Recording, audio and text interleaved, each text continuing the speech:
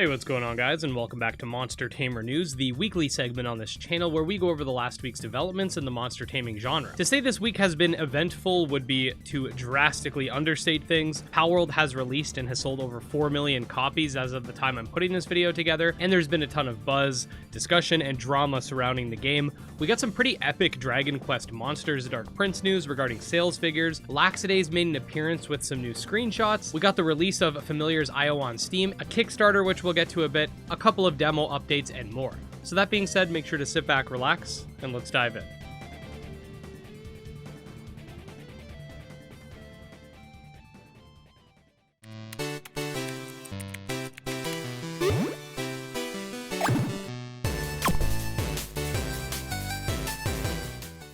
Okay, so let's talk a little bit about the elephant in the room, that being the fact that Palworld has released in early access and honestly has gotten way more attention than I even thought it would. The game has sold 4 million copies within 3 days, which is 4 times what Temtem sold in 2 years. To celebrate the release, they also put out an early access trailer, which I've been showcasing on screen as well. Now, I've been covering the game for 3 years at this point, ever since they announced it, but because it's suddenly gotten really popular, a lot of people have sort of jumped on the hype train or bandwagon or whatever, and a ton of controversies have sprouted, many of which were things we already knew well prior to Palworld's sudden rise to fame. Some people are arguing that the game should be boycotted since the developers created a lot of designs that are very similar to Pokemon designs. People have been bringing up the alleged stolen fan art, which actually had been debunked due to the Fakemon artist actually revealing that, nope, they actually did make their Fakemon after Palworld put out their design, so it must have just been a coincidence. The fact that the CEO is cool with NFTs, which, just to be fair, the YouTube CEO apparently is also cool with NFTs, and so is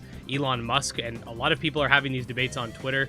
There's been a big discussion about AI art because, from what I understand, one of their previous games had a feature where AI art was present, and just a whole lot more. Now, right off the bat, I want to say I've never once sat here on this channel and tried to shove my morals down your throat. There's a ton of opinions that I have that are varied with regards to this topic. I do personally think that some of the pals, despite being illegal, definitely kind of skirt the line a little bit and would have definitely preferred they steered clear from the heavily Pokemon-inspired designs. This is something that I've mentioned multiple times leading up to the release, but it seems like only now people are coming to me and acting like this is something new, and it's a little bit frustrating when I see a massive influx of creators making all this Palworld content, and when it comes to me, everybody's like, who dat? But as soon as there is some sort of drama, suddenly everybody remembers who I am, and I'm the only one that needs to answer for it. Anyways, long story short, I don't come onto this channel to preach to you guys about the efficacy of the things that you consume. I'd be a massive hypocrite to come on here and say that you should boycott certain things because of bad business practices, some of which are still not confirmed, by the way, especially when I, and probably everybody watching, consumes media, entertainment, and other non-essential products that have some really bad people behind them, way worse than anything that's happening with this game. I'm here to play games that I think are good. I've seen a lot of criticisms towards Craftopia, and thus people are putting this on Palworld. I don't know anything about that game,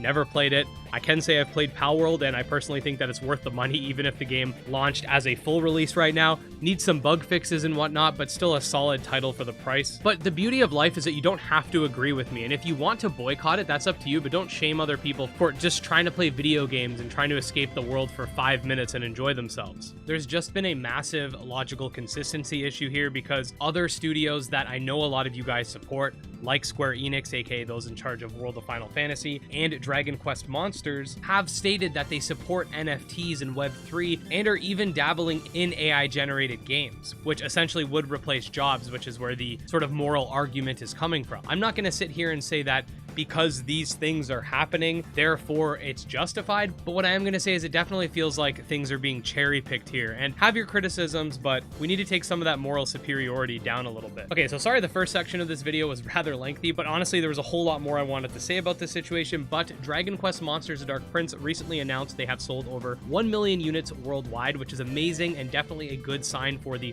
spin-off series as a whole. Honestly, the Dragon Quest Monsters franchise is criminally underrated, and last month when it launched, much like we're doing now with Palworld, we were putting out like 3 videos a day for almost the whole month, and I'm really at the point where I've put out every single guide I can think of, besides like super intricate monster family guides and chain breeding and stuff like that. I'm leaving that to some of the other content creators in the space that are solely dedicated to Dragon Quest, but I will say I highly recommend checking out the game, and I will leave a link below to our review of it, so stay tuned and I'll keep you guys up to date on any news about the game or potential sequel in the future. Another game released on the very same day as Palworld as well, that being Familiar Players.io, which was already released on itch and was at some point embedded in a tweet, which is pretty cool. Not sure if it still is, but still, dang, pretty cool. But anyways, this is essentially a monster taming MMO where you're kind of just thrown into a world and allowed to explore at your leisure. We did make a video playing this a while back. It's definitely a unique concept and is another game that I think you guys should play, especially if you're into the more classic pixel art design.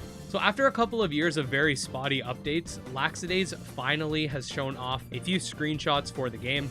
I know it's not the craziest thing in the world, but ever since a Kickstarter campaign, we haven't really received anything other than the fact that they were switching engines from Unity to Unreal. I've criticized the team on this in the past because they did take Kickstarter money, and I feel like the community should have been far more involved with the early stages of the engine switch because of that fact. However, I didn't fully lose hope in the project and was sort of clinging on to what we had seen in the past. It's only a few screenshots, but I'm definitely hoping to see more updates soon. We got a new Kickstarter game called Pixacrea, if I said that correctly, which is a story-driven pixel art roguelike game with 3-on-3 combat. The game itself does look pretty cute and does seem to have a lot of different elements meshed together. It already has reached its funding goal, which was a very modest 3,000 USD. That being said, as is the case with any Kickstarter game that I cover and showcase on the channel, I highly recommend you do your own research and make an informed decision before you decide to back anything. We've had a ton of Kickstarter games that have done amazing and others that have ghosted, so I don't want anybody coming to me saying that, oh, you showed this game and this happened this many years down the line. If you have access to a credit card, I'm assuming you're an adult, go look through the Kickstarter,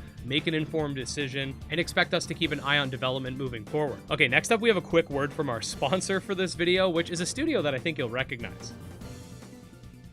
Alrighty guys, today's video is sponsored by Atlus, a studio I'm sure you guys recognize by now as those responsible for many of the games that we've covered on this channel, specifically the Shin Megami Tensei franchise. Today we're going to be talking about Persona 3 Reload, the upcoming remake of the critically acclaimed Persona 3 that I'm always hearing you guys gush about whenever it's brought up. That being said, Persona 3 Reload is already available for pre-order and will be making its way to PS4, PS5, Xbox One, Xbox Series S and X, and Steam on February 2nd of this year. Persona 3 Reload aims to recreate and reimagine its predecessor by faithfully rebuilding it with the latest graphics and modernized quality of life features and UI. One thing that's been mentioned that I think is pretty cool and is also true with the SMT games we cover is the fact that you don't actually need to play another Persona game first in order to enjoy this one. This is because the story is its own standalone thing and can very easily act as a pivot point into diving into the franchise for the first time. That being said, the game, if you don't know, also features strategic turn-based battles where you can summon your personas in order to give you an edge in battle, some more mature and engaging themes that older audiences can enjoy, and acts as a mix between a visual novel, story-driven type game, and of course an RPG. Once again, Persona 3 Reload will be launching for Xbox One, Xbox Series X, PS4, PS5, and Steam on February 2nd, 2024. Make sure to click the link in the description if you want to get your hands on it, and thank you so much to Atlus for sponsoring this video. Next up, we got the rapid fire news segment for the updates that don't require lengthy explanations. First of all, Spirit City Lo-Fi Sessions, a music and idle monster taming game, will have its release date trailer coming tomorrow, aka January 23rd, as of the time of this video going live. Kaidomon released an update for the demo that brings forth the game's prologue and makes several changes based on community feedback. Definitely looking forward to dive back into this game as well, even if I suck at auto battlers. We've got confirmation that the Elements Alpha will be releasing on March 21st, and I'm really looking forward to this one, guys. Anode Heart had an update which brought forth a new selection screen. We got a clip showcasing the Transceiver in Disc Creature's World. We got a new monster for Gremlin's Tale. And finally, last but not least, we got some brand new Digimon showcase this week, which is pretty cool. And there you go, guys. Another week has come to a close, and what a week it's been.